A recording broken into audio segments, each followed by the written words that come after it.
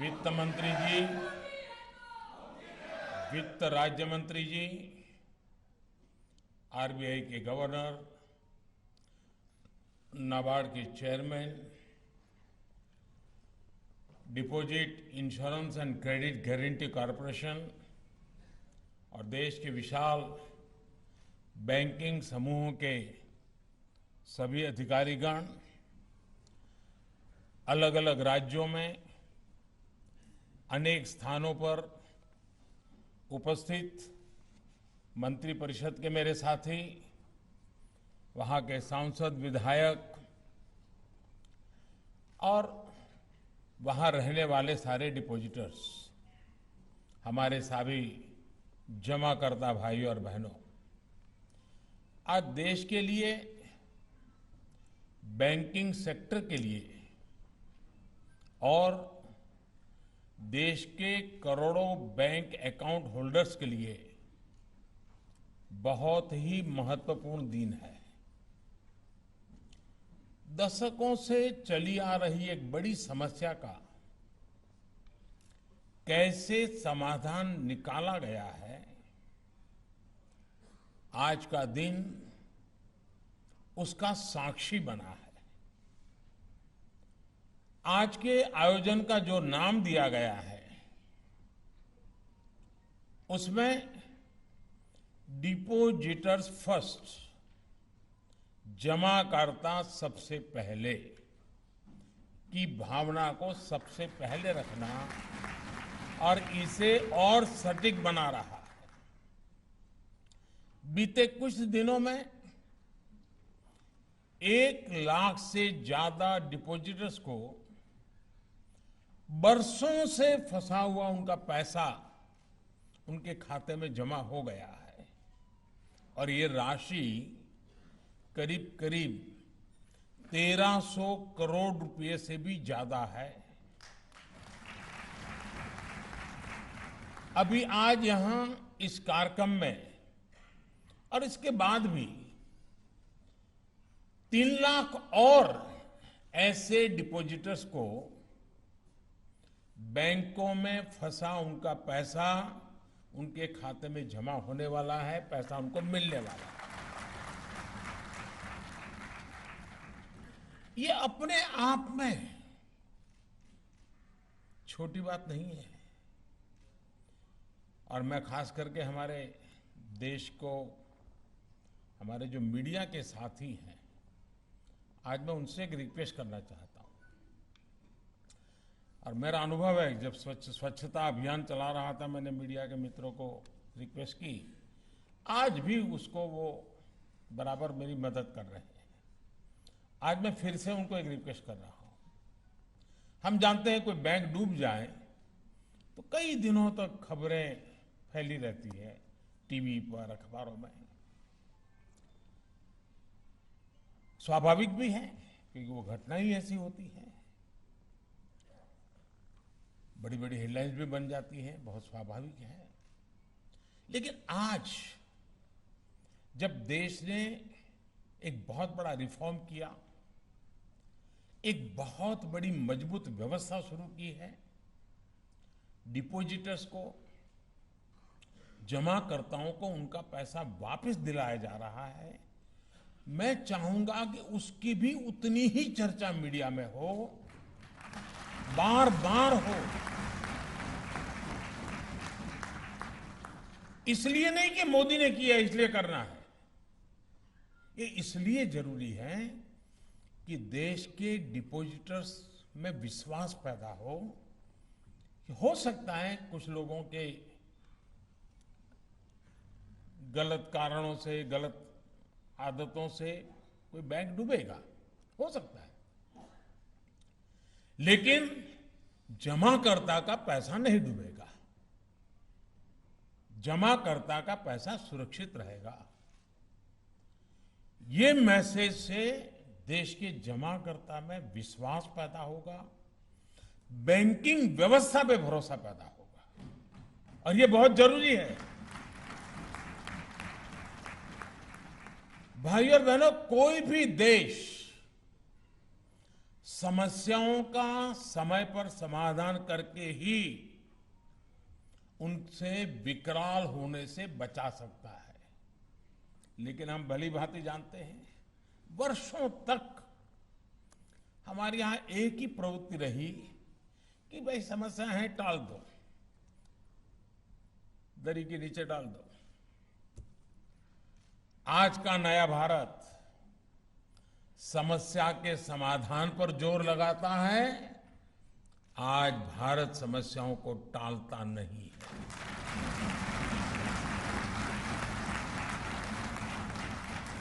आप जरा याद करिए, एक समय था जब कोई बैंक संकट में आ जाता था तो डिपॉजिटर्स को, जमाकर्ताओं को अपना ही पैसा, ये पैसा उनका खुद का है, जमाकर्ता का पैसा है, उनका खुद का पैसा पाने में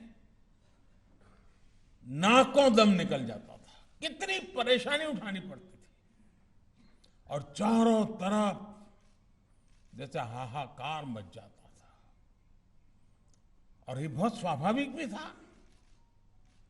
कोई भी व्यक्ति बहुत विश्वास के साथ बैंक में पैसा जमा कराता है, खासकर हमारे मध्यम वर्ग के परिवार, जो फिक्स सैलरी वाले लोग हैं, वो फिक्स इनकम वाले लोग हैं, उन लोगों के जीवन में तो बैंक ही उनका आसरा होती है। लेकिन कुछ लोगों की गलत नीतियों के कारण जब बैंक डूबता है तो सिर्फ इन परिवारों का सिर्फ पैसा नहीं फंसता था, एक तरह से उनकी पूरी जिंदगी ही फंस जाती थी। पूरा जीवन एक प्रकार अंधकार सा लगता था। अब क्या करेंगे? बेटे बेटी को कॉलेज की फीस भरनी है, कहां से भरेंगे? बेटी की शादी करनी है, कहां से पैसा लाएंगे? किसी बुजुर्ग का इलाज कराना है, कहां से पैसा लाएंगे? अभी बहन जी मुझे बता रही थी कि उनके परिवार में हार्ट का ऑपरेशन कराना था, कैसी दिक्कत आई और अब ये कैसा काम हो गया। इन सवालों का पहले कोई जवाब नहीं होता था। लोगों को बैंक से अपना ही पैसा ये प्राप्त करने में, निकलवाने में बरसों लग जाते थे। हमारे गरीब भाई बहनों ने, निम्न मध्यम वर्ग के लोगों ने, हमारे मध्यम वर्ग ने दशकों तक इस स्थिति को भोगा है, सहा है। विशेष रूप से कोऑपरेटिव बैंकों के मामले में समस्याएं और अधिक हो जाती थी। आज जो लोग अलग अलग शहरों से इस कार्यक्रम में जुड़े हैं, वो इस दर्द, इस तकलीफ को बहुत अच्छी तरह समझते हैं। इस स्थिति को बदलने के लिए ही हमारी सरकार ने बहुत संवेदनशीलता के साथ फैसले लिए, रिफॉर्म किया, कानून में बदलाव किया। आज का ये आयोजन उन फैसलों का ही परिणाम है। और मुझे बराबर याद है, मैं मुख्यमंत्री रहा हूं और कोई बैंक में तूफान खड़ा हो जाता था तो लोग हमारा ही गला पकड़ते थे। या तो निर्णय भारत सरकार को करना होता था या उस बैंक वालों को करना था, लेकिन पकड़ते थे मुख्यमंत्री को। हमारे पैसों का कुछ करो हमारा। मुझे काफी परेशानियां उस समय रहती थी और उनका दर्द भी बहुत स्वाभाविक था। और उस समय मैं भारत सरकार को बार बार रिक्वेस्ट करता था कि 1 लाख रुपया की राशि हमें 5 लाख बढ़ानी चाहिए ताकि अधिकतम परिवारों को हम सेटिस्फाई कर सकते हैं। लेकिन खैर मेरी बात नहीं मानी गई। उन्होंने नहीं किया तो लोगों ने ही किया, मुझे भेज दिया यहां।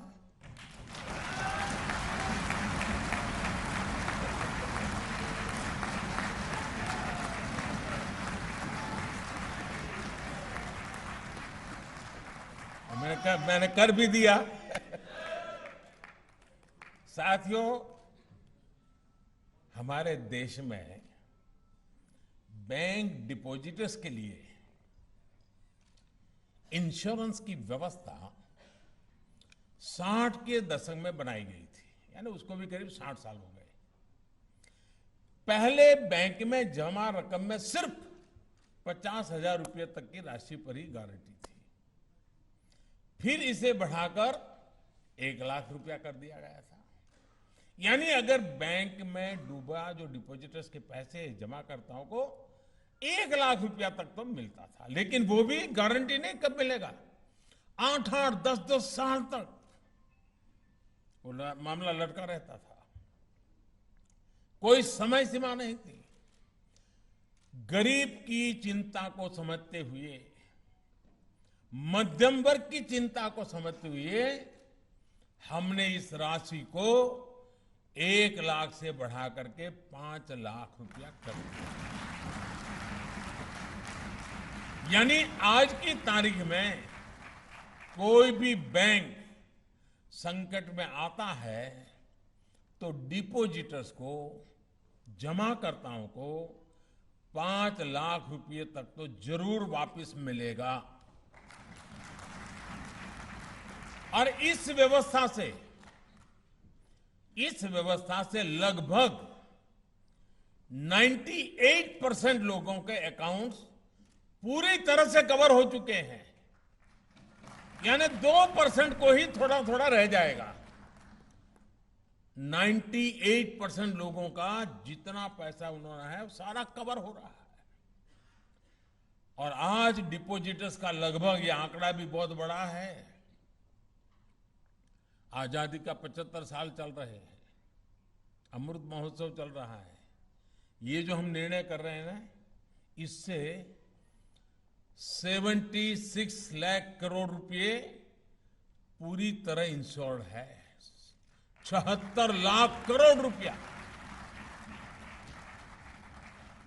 इतना व्यापक सुरक्षा कवच तो विकसित देशों में भी नहीं है। साथियों, कानून में संशोधन करके, रिफॉर्म करके एक और समस्या का समाधान करने की कोशिश की है। पहले जहां पैसा वापसी की कोई समय सीमा नहीं थी, अब हमारी सरकार ने इसे 90 डेज, 90 दिन, यानी कि 3 महीने के भीतर ये करना ही होगा, ये कानूनन तय कर लिया। यानी हमने ही सारे बंधन हम पर डाले हैं, क्योंकि इस देश के सामान्य मानव, इस देश के मध्यम वर्ग की, इस देश के गरीब की हमें चिंता है। इसका मतलब यह हुआ कि अगर बैंक वीक हो जाती है, बैंक अगर डूबने की स्थिति में भी है, तो 90 दिन के भीतर जमाकर्ता को उनका पैसा वापस मिल जाएगा।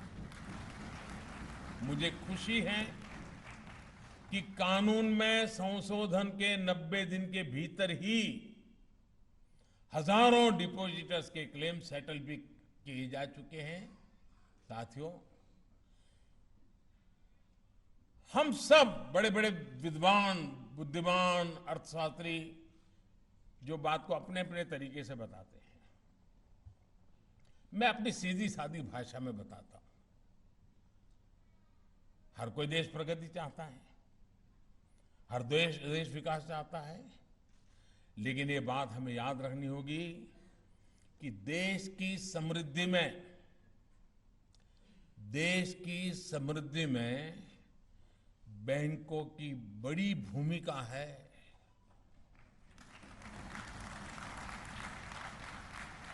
और बैंकों की समृद्धि के लिए डिपॉजिटर्स का पैसा सुरक्षित होना वो भी उतना ही जरूरी है। हमें बैंक बचाने हैं तो डिपॉजिटर्स को सुरक्षा देनी ही होगी, और हमने ये काम करके बैंकों को भी बचाया है, डिपॉजिटर को भी बचाया है। हमारे बैंक जमाकर्ताओं के साथ साथ हमारी अर्थव्यवस्था के लिए भी भरोसे के प्रतीक है। इसी भरोसे, इसी विश्वास को सशक्त करने के लिए बीते सालों से हम निरंतर प्रयास कर रहे हैं।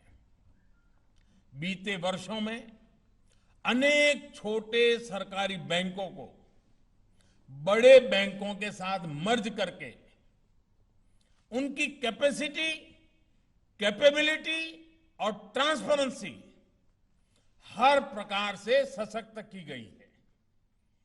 जब आरबीआई कोऑपरेटिव बैंकों की निगरानी करेगा तो उससे भी इनके प्रति सामान्य जमाकर्ता का भरोसा और बढ़ेगा।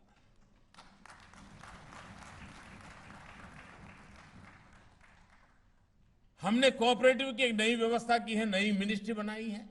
इसके पीछे भी कोऑपरेटिव संस्थाओं को ताकतवर बनाने का इरादा है। कोऑपरेटिव मिनिस्ट्री के रूप में विशेष व्यवस्था बनने से भी कोऑपरेटिव बैंक अधिक सशक्त होने वाले हैं। साथियों, दशकों दशक तक देश में यह धारणा बन गई थी कि बैंक सिर्फ ज्यादा पैसे वालों के लिए होता है। ये अमीरों की ही का घराना है, ऐसा लगता था।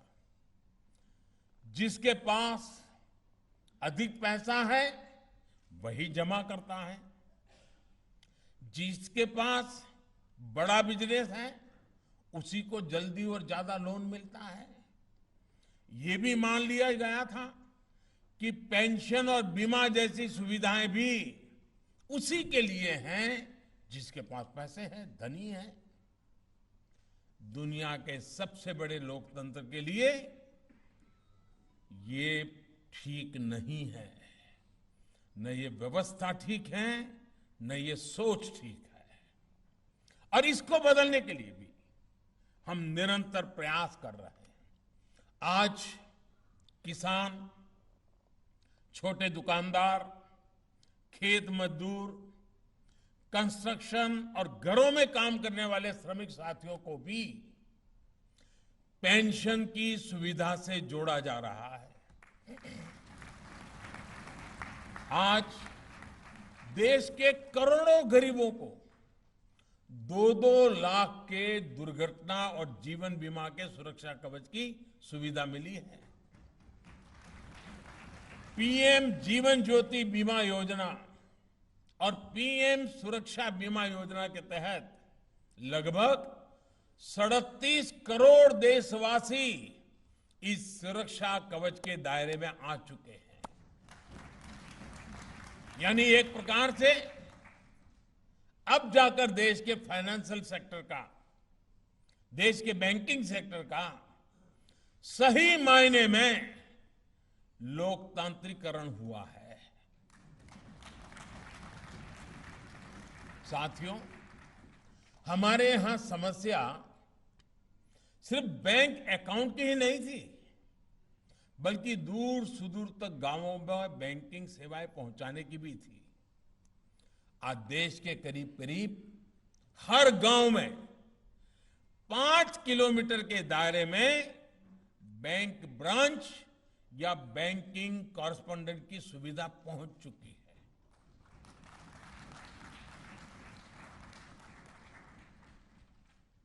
पूरे देश में आज लगभग 8.5 लाख बैंकिंग टच पॉइंट्स हैं। डिजिटल इंडिया के माध्यम से हमने देश में बैंकिंग और वित्तीय समावेश को नई बुलंदी दी है।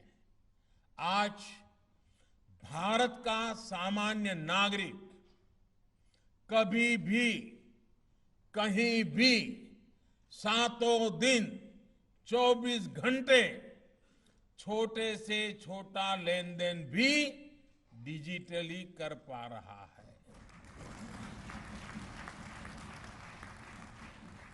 कुछ साल पहले तक इस बारे में सोचना तो दूर, भारत के सामर्थ्य पर अविश्वास करने वाले लोग इस बात का मजाक उड़ाया करते थे। साथियों, भारत के बैंकों का सामर्थ्य देश के नागरिकों का सामर्थ्य बढ़ाए, इस दिशा में हमारी सरकार लगातार काम कर रही है। क्या कभी किसी ने सोचा था कि रेहड़ी, ठेले, फेरी पटरी वालों को भी, स्ट्रीट वेंडर्स को भी बैंक से ऋण मिल सकता है?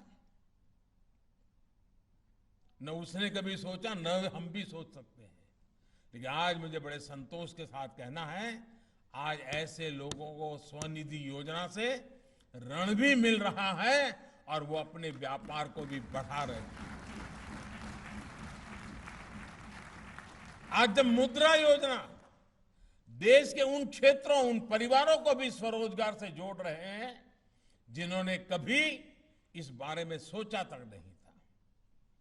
आप सभी ये भी जानते हैं कि हमारे यहां छोटी जमीन वाले किसान, और हमारे देश में 85% किसान छोटे किसान हैं, बहुत छोटा सा जमीन का टुकड़ा है उनके पास। इतने बैंकों के होते हुए भी हमारा छोटा किसान बाजार से, किसी तीसरे से महंगे ब्याज पर ऋण लेने के लिए मजबूर था। हमने ऐसे करोड़ों छोटे किसानों को भी किसान क्रेडिट कार्ड की सुविधा से जोड़ा और इसका दायरा पशुपालक और मछुआरों तक हमने बढ़ा दिया है। आज बैंकों से मिला लाखों करोड़ रुपए का आसान और सस्ता ऋण इन साथियों का जीवन आसान बना रहा है। साथियों, अधिक से अधिक देशवासियों को बैंकों से जोड़ना हो, बैंक लोन आसानी से सुलभ कराना हो, डिजिटल बैंकिंग, डिजिटल पेमेंट्स का तेजी से विस्तार करना हो, ऐसे अनेक सुधार हैं जिन्होंने 100 साल की सबसे बड़ी आपदा में भी भारत के बैंकिंग सिस्टम को सुचारू रूप से चलाने में मदद की है। मैं बैंक के हर छोटे मोटे साथी को बधाई देता हूं इस काम के लिए कि संकट की घड़ी में उन्होंने लोगों को असहाय नहीं छोड़ा। जब दुनिया के समर्थ देश अपने नागरिकों तक मदद पहुंचाने में संघर्ष कर रहे थे, तब भारत ने तेज गति से देश के करीब करीब हर वर्ग तक सीधी मदद पहुंचाई। देश के बैंकिंग सेक्टर में जो सामर्थ्य बीते सालों में हमने विकसित किया है, उसी आत्मविश्वास के कारण देशवासियों का जीवन बचाने के लिए सरकार बड़े फैसले ले पाई। आज हमारी अर्थव्यवस्था तेजी से सुधरी तो है ही, लेकिन भविष्य के लिए बहुत सकारात्मक संकेत हम सब देख रहे हैं।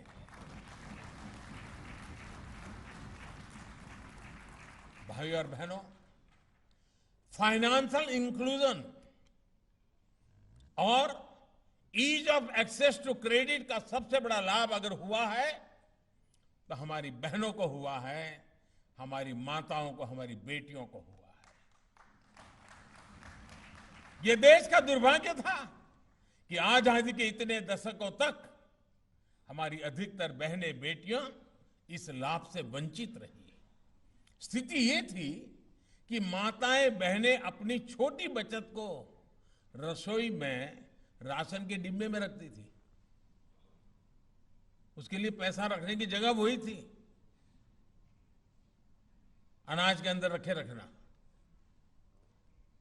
और कुछ लोग तो इसे भी सेलिब्रेट करते थे। जिस बचत को सुरक्षित रखने के लिए बैंक बनाए गए हैं, उसका उपयोग आधी आबादी न कर पाए, ये हमारे लिए बहुत बड़ी चिंता थी। जनधन योजना के पीछे इसी चिंता के समाधान का भी अहम रोल रहा है। आज इसकी सफलता सबके सामने है। जनधन योजना के तहत खुले करोड़ों बैंक अकाउंट में से आधे से अधिक बैंक अकाउंट हमारी माताओं बहनों के हैं, महिलाओं के हैं। इन बैंक अकाउंट्स का महिलाओं के आर्थिक सशक्तिकरण पर जो असर हुआ है, वो हमने हाल में आए नेशनल फैमिली हेल्थ सर्वे में भी देखा है। जब ये सर्वे किया गया, तब तक देश में लगभग 80% महिलाओं के पास अपना खुद का बैंक अकाउंट था। सबसे बड़ी बात यह है कि जितने बैंक अकाउंट शहरी महिलाओं के लिए खुले हैं, लगभग उतने ही ग्रामीण महिलाओं के लिए भी हो चुके हैं। ये दिखाता है कि जब अच्छी योजनाएं डिलीवरी करती हैं, तो समाज में जो असमानताएं हैं, उनको दूर करने में भी बहुत बड़ी मदद मिलती है। अपना बैंक अकाउंट होने से महिलाओं में तो आर्थिक जागरूकता तो बढ़ी ही है, परिवार में आर्थिक फैसले लेने की उनकी भागीदारी भी विस्तार हुआ है। अब परिवार कुछ निर्णय करता है तो मां बहनों को बिठाता है, उनका ओपिनियन लेता है।